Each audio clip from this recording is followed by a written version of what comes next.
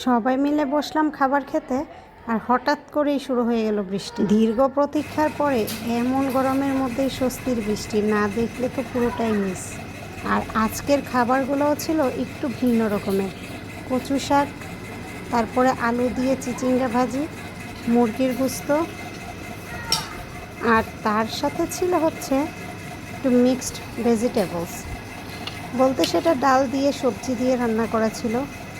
তো খাবারটা যেই নিয়ে বসছি আর সাথে সাথে বৃষ্টি শুরু হয়ে গেল। তো সবাই মিলে চললাম বৃষ্টি দেখতে। বৃষ্টি দেখতে গিয়ে আমি যা ভিডিও করলাম তাই আপনাদের সাথে শেয়ার করলাম। এখানে আমাদের আঞ্চলিকতাও কিন্তু চলে এসেছে। তো চলুন ভিডিওটি দেখতে থাকুন আর আমার পাশেই থাকবেন। জানালা লাগাও।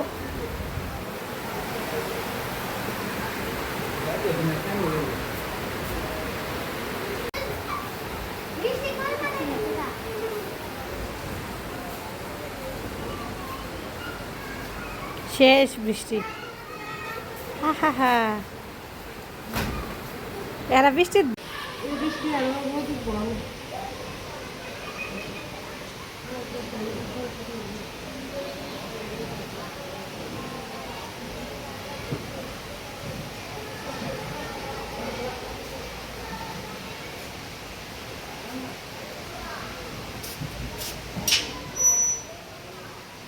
আদিল কই?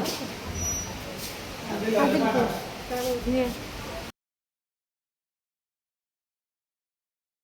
আপনারা হয়তো ভাবতে পারেন ছাদের এই অবস্থা কেন।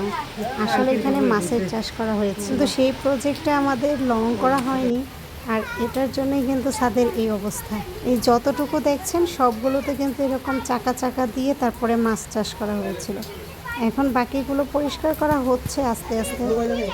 তো এখন আবার বৃষ্টি চলে আসছে, এর জন্য পরিষ্কার করা হচ্ছে না। আশা করি কয়েকদিনের মধ্যেই সব কিছু পরিষ্কার হয়ে যাবে আর ছাদটা নতুন হয়ে যাবে।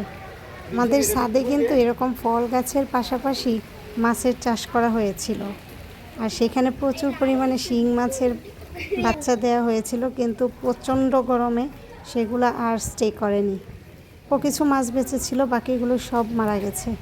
আর ওইগুলোই কিন্তু এখন আবর্জনা হয়ে পড়ে আছে।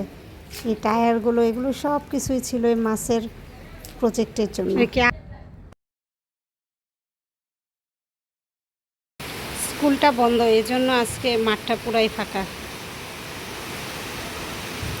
নাহলে এতক্ষণে বৃষ্টি দেখে তারা কেউই থাকতো না, সবাই নেমে যেত।